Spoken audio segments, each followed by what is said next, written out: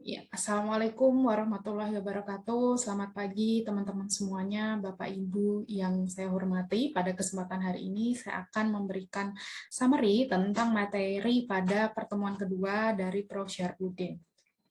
Saya merasa bahwa materi ini memang sangat perlu untuk diberikan summary, selain karena memang ini adalah tugas, tapi lebih dari itu saya merasa juga ini adalah salah satu proses dari saya untuk lebih memahami materi yang telah disampaikan beliau dan juga untuk merecall apa yang sudah saya pahami dan apa yang belum saya pahami sehingga akan memberikan hasil yang lebih maksimal pada pemahaman saya.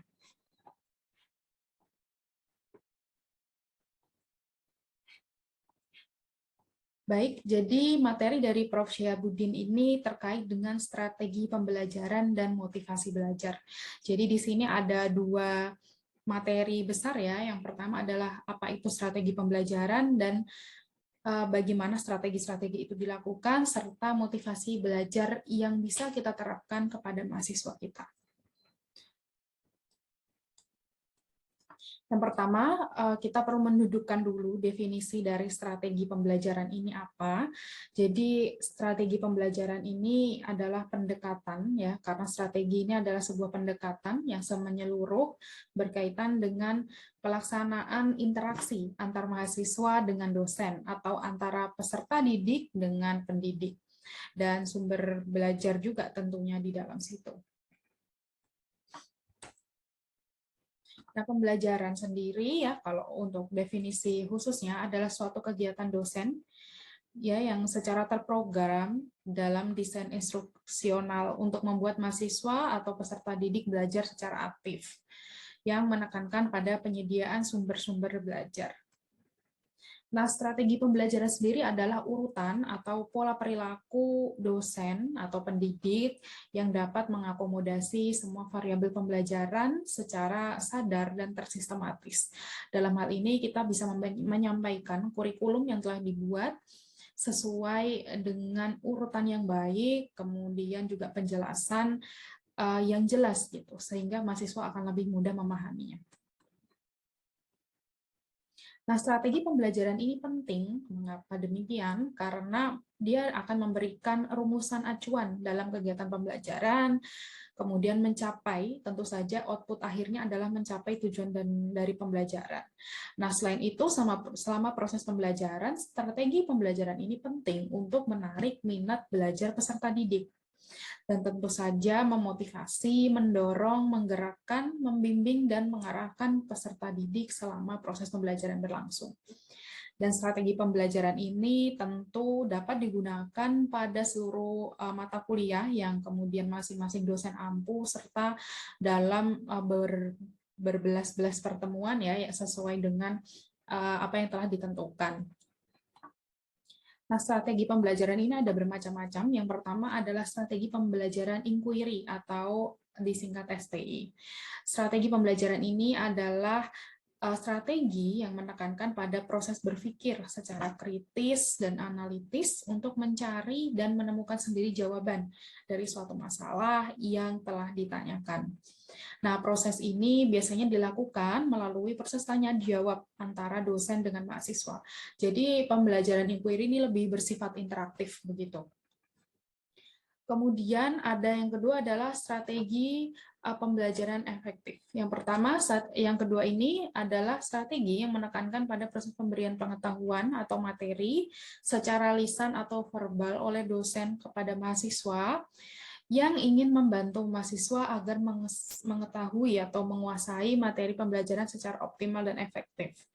Nah, sistem ini dosen menyajikan dalam bentuk yang telah disiapkan secara rapi, sistematik, dan lengkap, sehingga mahasiswa tinggal menyimak dan mencerna saja secara tertib dan teratur. Nah, pembelajaran ini menjadi strategi awal ya, sebelum kita melakukan strategi yang pertama, yaitu strategi pembelajaran inquiry. Jadi, kita akan memberikan pembelajaran yang sudah kita susun, materi-materi yang kita sudah susun secara runtut, untuk kemudian didengarkan mahasiswa, dipelajari dan dipahami, sebelum kemudian kita akan melakukan pembelajaran inquiry yang sifatnya lebih ke tanya-jawab. Kemudian ada strategi pembelajaran berbasis masalah. Nah, strategi ini ya sesuai dengan apa namanya istilahnya berbasis masalah. Jadi ini memadukan beberapa kegiatan pembelajaran yang menonjolkan pada proses pemecahan masalah ilmiah. SBM ini didasarkan pada psikologi kognitif yang dapat dibebaskan dari asumsi bahwa belajar adalah proses mengubah perilaku melalui pengalaman. Nah, strategi pembelajaran ini sangat tepat ketika diterapkan pada ranah keilmuan saya, yaitu ilmu pemerintahan dan politik, karena memang mahasiswa kami dorong untuk mulai menganalisis ya, untuk melihat fenomena dan menganalisis fenomena politik, kejadian-kejadian yang saat ini sedang hype ya, sedang terjadi di lingkungan masyarakat kami. Jadi strategi pembelajaran berbasis masalah ini sangat tepat untuk kami gunakan pada proses kami. Jadi mahasiswa akan kami ajak untuk menelaah ya fenomena yang terjadi, baik itu melalui jurnal atau penelitian-penelitian terkait ya seperti skripsi dan tesis. Kemudian kami baca, kami ajak mahasiswa diskusi, kami akan ajak untuk melihat masalah apa yang sedang terjadi, apa isunya, kemudian mengapa, misalnya nih tentang gerakan sosial, mengapa seseorang itu kemudian melakukan gerakan sosial, kemudian isu apa yang sedang mereka bawa, dan kelompok sasaran yang ingin dituju untuk merubah sebuah keputusan-keputusan tertentu. Ini kami diskusikan dengan mahasiswa sehingga muncul hasil atau solusi alternatif yang dimunculkan dari mahasiswa. Kemudian ada strategi pembelajaran kooperatif. Strategi pembelajaran ini termasuk rangkaian kegiatan pembelajaran yang dilakukan oleh mahasiswa dalam kelompok tertentu. Ya, kata kuncinya adalah kelompok, kemudian untuk mencapai rumusan tujuan pembelajaran. Strategi ini menggunakan kelompok kecil atau tim yang terdiri dari 4-6 orang yang memiliki latar belakang berbeda, baik secara akademis, ras, agama, dan gender, atau model pembelajaran kelompok. Ini adalah rangkaian kegiatan belajar yang dilakukan oleh mahasiswa dalam kelompok-kelompok tertentu. Sistem penilaian dilakukan terhadap kelompok akan memperoleh penghargaan jika kelompok tersebut menunjukkan prestasi yang dipersyaratkan. Jadi strategi ini itu bisa di-blended ya, atau bisa kita gabungkan dengan strategi pembelajaran berbasis masalah. Kita bisa kombinasikan ini, jadi mereka akan kita buat satu kelompok, kemudian mendiskusikan hasil dari sebuah jurnal atau penelitian, begitu, sehingga nanti memunculkan alternatif-alternatif hasil dari diskusi mereka. Kemudian juga strategi pembelajaran meningkatkan keterampilan berpikir. Nah, strategi ini itu diutamakan untuk meningkatkan kemampuan berpikir mahasiswa dengan cara membimbing mahasiswa melalui proses menemukan konsep sendiri yang harus dikuasai, dengan cara terus-menerus melalui proses dialog dan menggunakan pengalaman mahasiswa.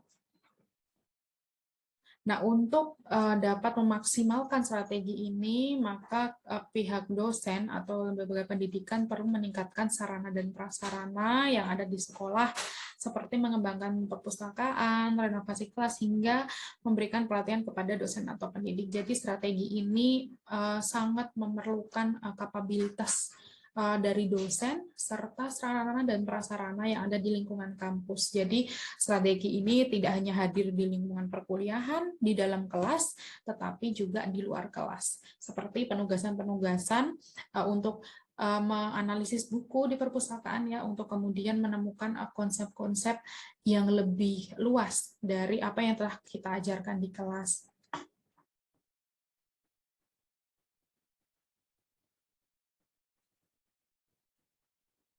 Selanjutnya tentang motivasi atau kekuatan. Motivasi ini bisa didefinisikan sebagai energi seseorang yang dapat menimbulkan tingkat resistensi atau entusiasme dalam melakukan suatu kegiatan, baik yang bersumber dari dalam diri individu maupun luar individu. Jadi ada motivasi intrinsik yang itu muncul dari diri sendiri, dan motivasi ekstrinsik yang muncul dari luar individu. Nah, motivasi belajar sendiri bisa didefinisikan sebagai dorongan internal dan eksternal kepada siswa-siswi yang memberikan semangat, perhatian, kemauan, keinginan, dan cita-cita untuk belajar guna mencapai tujuan yang diinginkan. Oleh karena itu, memang motivasi belajar ini sangat penting karena mendorong siswa untuk lebih giat dalam belajar, untuk kemudian mencapai apa yang telah menjadi tujuan bersama dalam sebuah mata pembelajaran atau mata kuliah.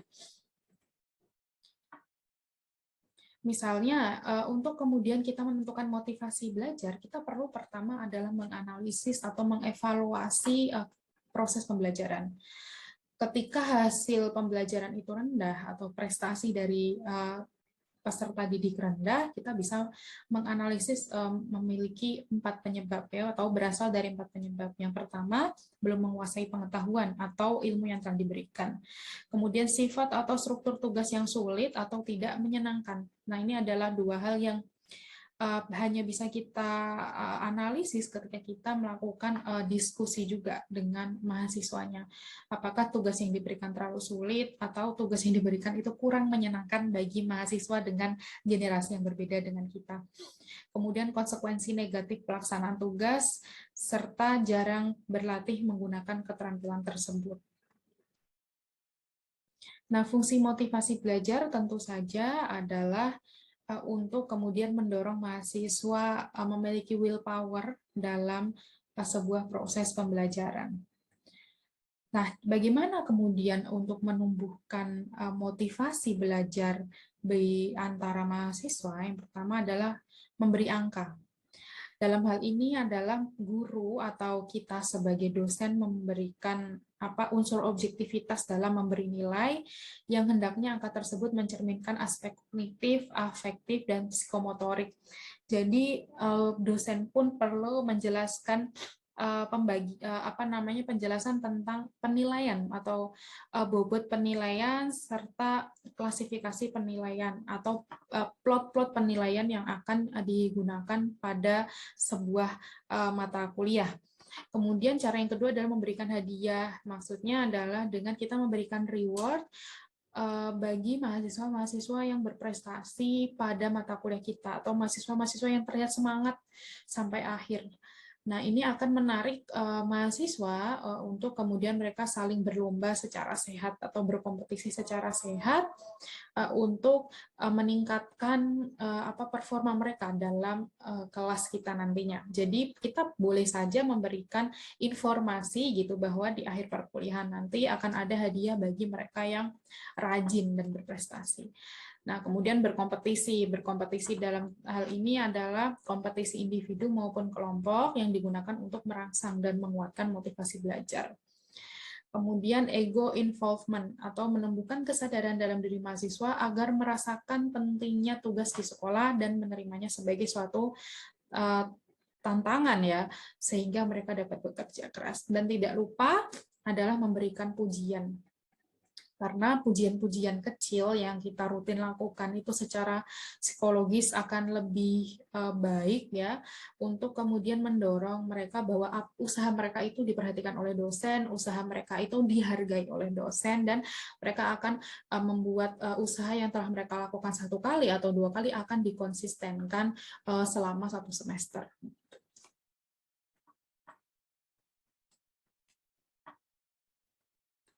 Itu adalah salah satu summary tentang materi pada pertemuan kedua kemarin yang menurut saya sangat menarik, terutama bagi saya sebagai dosen baru. Saya baru sekitar 2 bulan sebagai dosen, dan ini bisa menjadi guideline saya untuk kemudian membuat kelas perkuliahan saya menjadi lebih menarik. Terima kasih semuanya, terima kasih tim Panitia Pekerti yang telah memfasilitasi kami untuk bisa memperoleh materi dari Pak Syahabudin.